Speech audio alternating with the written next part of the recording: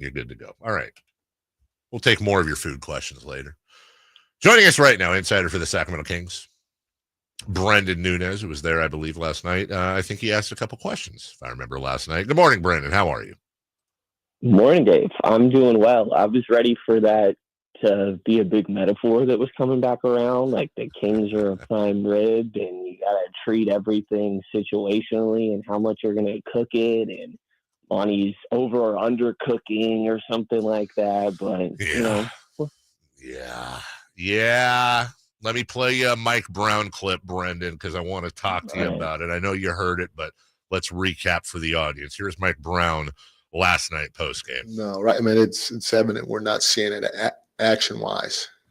I mean, it is what it is. And that's why, I didn't yell at the guys because there's nothing to yell about.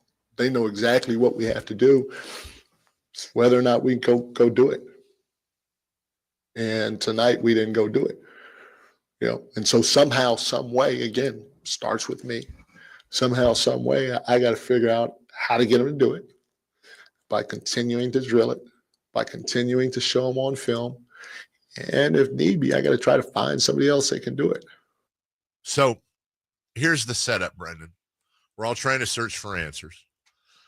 We have heard Mike Brown very publicly talk about the issues, which I think we agree. Like, they've identified what the issues are, that at least they can control, the controllable issues.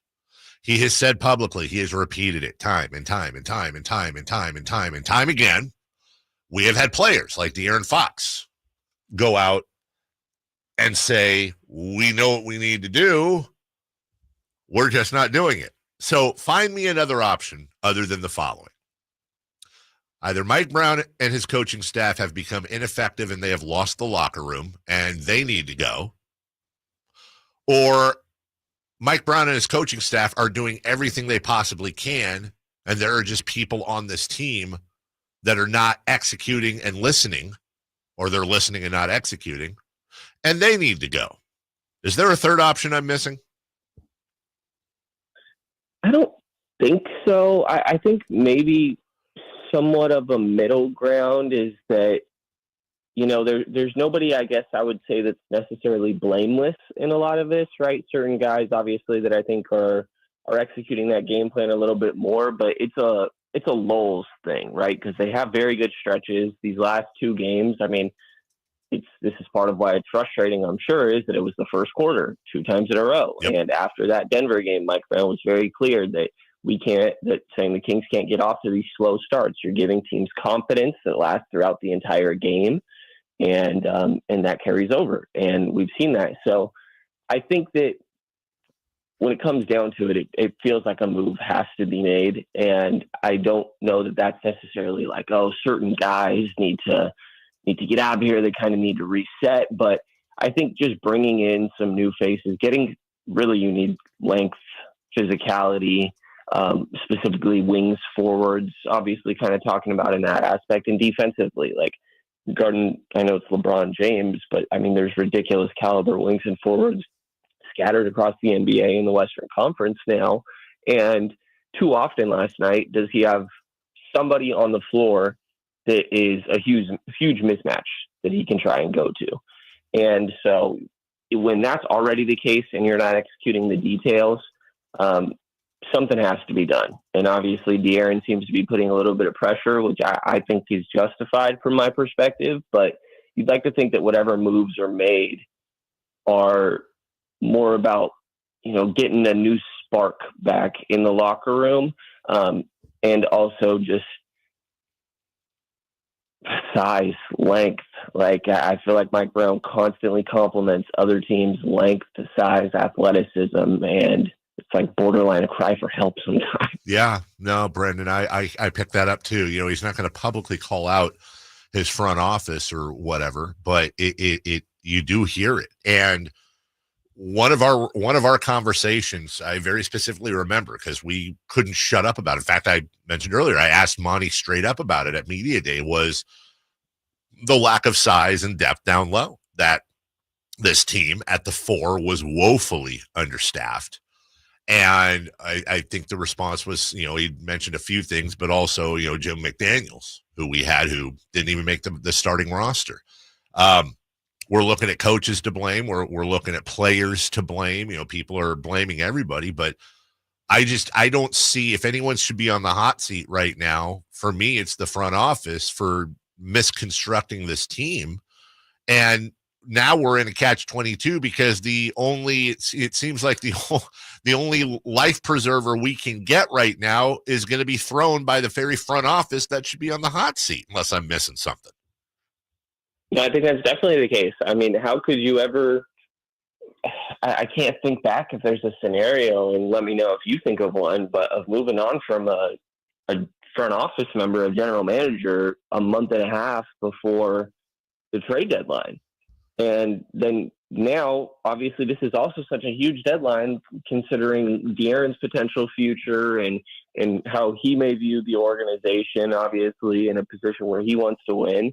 But, when your backs are against the wall like this, what I worry about is, like I said earlier, I feel like they have to make a move, and ideally sooner rather than later. And that's performing out of desperation. Mm-hmm. And I think that there's plenty of teams that get to that point and are still able to, turn the pressure into diamonds, I guess. But it's a tough spot to be in, and one that I don't envy, but also this front office, I always kind of describe them as advantageous, but it's really just saying patient and kind of picky. And I think there's a time and place for that, but eventually you need to do something. They drafted 3 point guards in a row in the draft. When they did have their first round picks. And really, it feels like all the big moves that were made by this front office were when they first got the job and then molded the team to their vision.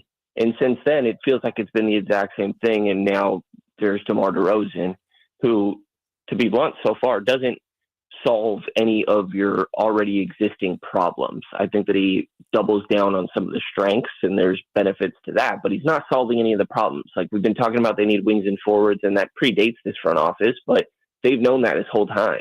And it doesn't seem like there's been much that's really gone on there. So I think that the front office has to make a move. It is sort of the point that we're at, where you reach this pinnacle with what's going to happen with De'Aaron.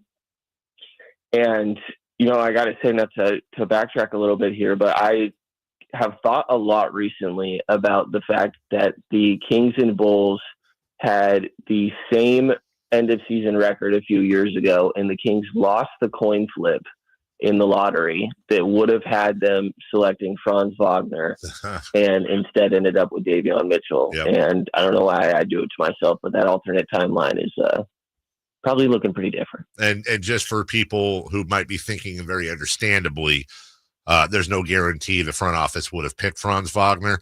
One of the worst kept secrets in Sacramento circles is that is exactly who they wanted. They wanted Franz Wagner. There's no doubt about that. You can't come out and say that. It's disrespectful to Davion Mitchell, but that's who their pick would have been had it been available. Brenden Nunes joining us, Sactown Sports Kings insider. So the Eye of Sauron is firmly on the front office then. This is the second time that this roster has been imbalanced to the backcourt. And the last time this happened, there was a Tyrese Halliburton trade. We're almost back to the same spot. And you have also on top of that years, you mentioned Davion Mitchell drafting him when you already had Fox and Monk. And you had Alperen Şengün behind him and others. And I know that's backseat or, Monday morning quarterbacking, but that's just a fact. And this offseason, one thing we haven't talked about, you sorely need front court depth. You sorely need help. And you traded your first round pick last year, which ended up being Maxence Prosper to the Mavericks for the Rashawn Holmes contracting, which you could argue allowed them later on to get DeMar or whatever you want to do.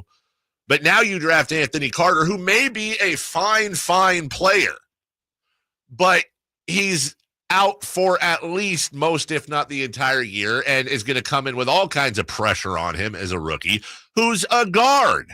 So, Brenden, we can argue about the coaching influence or lack thereof. We can argue about the players and lack thereof. And I'll say it again, not that anybody cares, but I don't want to be accused of taking cheap shots here.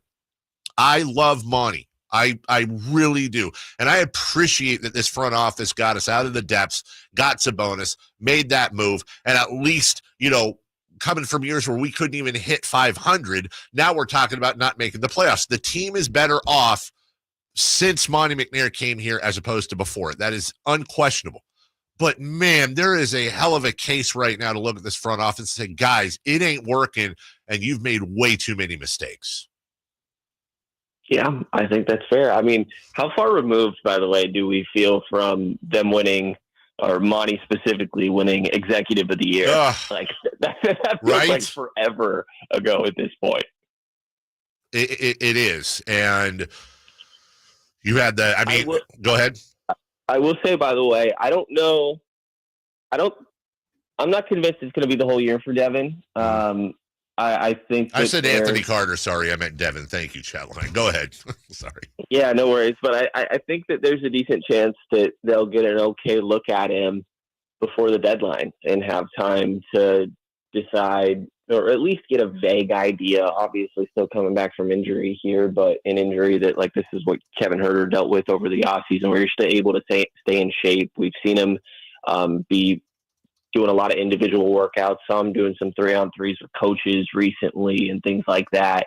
So I think that he's getting fairly close, whatever that may mean. And if you get a little bit of a look at him and prior to the deadline, then, I mean, you already had to do roster balancing moves, but I think that forces the issue even more so. Well, and that's heavy as the head.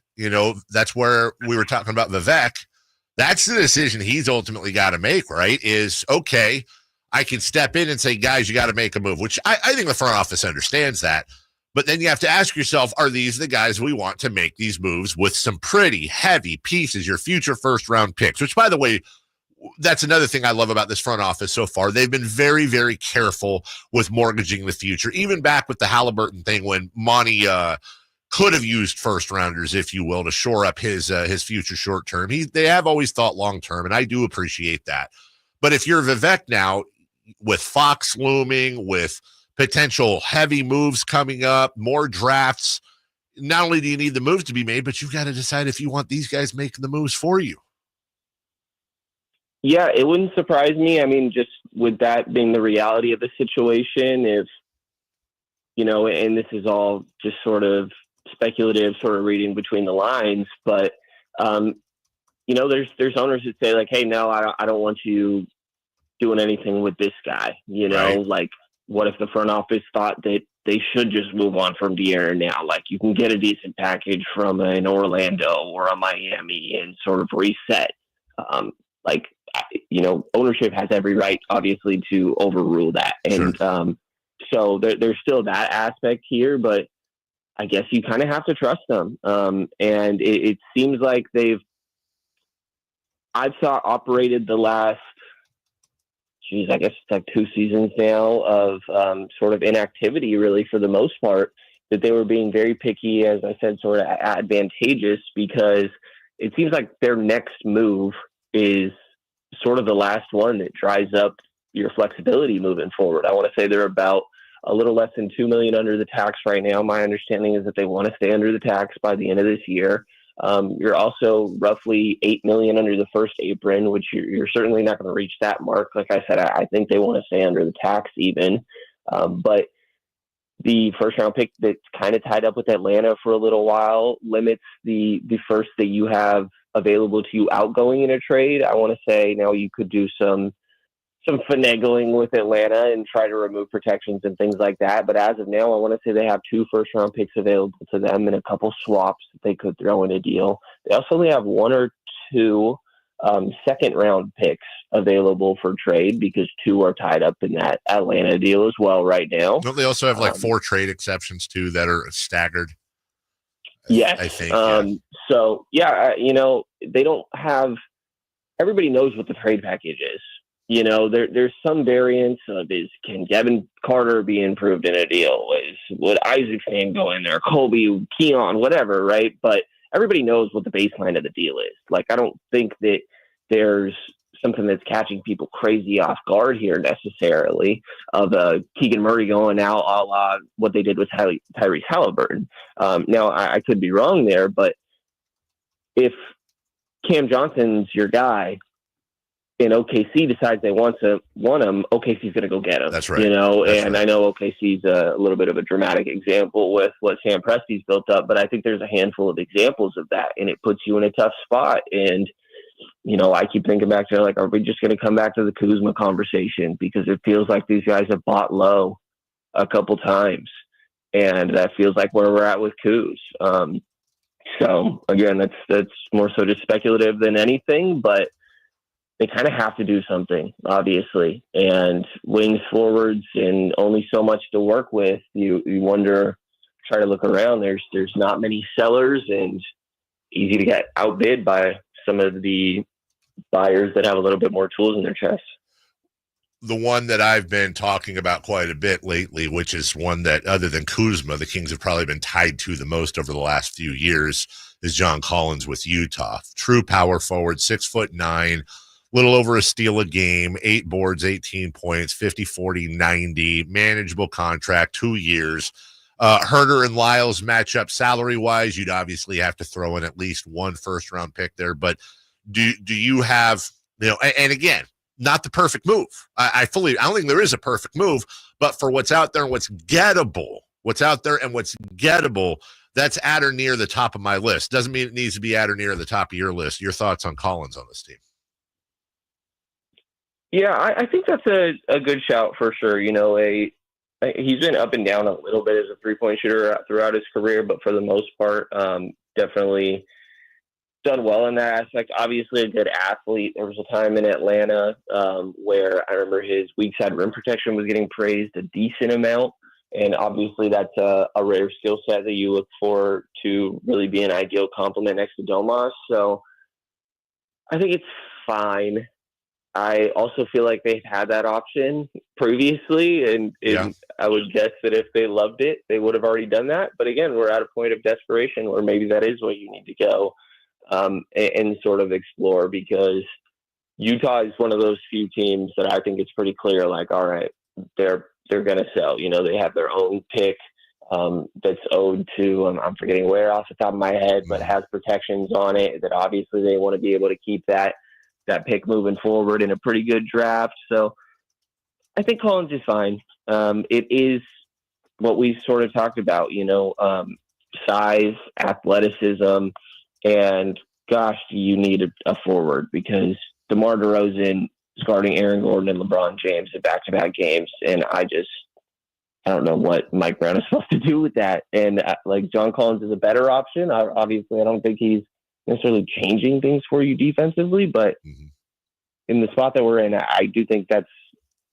definitely a name that's crossed my mind as well. Well, and here's another one. Let's just stick with the same thing. Things have changed a little bit, perhaps, around here in the front office with Utah selling, and we don't know how deep they're selling, but you and I both know trades generally happen when they're not being talked about.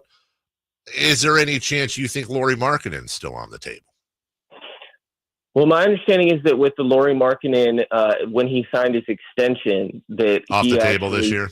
Yeah, was pretty calculated with it, and that he can't be traded until, I believe, it's the day after the dedeadline, technically. So it's going to have to be the whole off season before we get back to the Lauri Markkanen conversations. And you're not really afforded the luxury of being able to wait right now. I just don't know.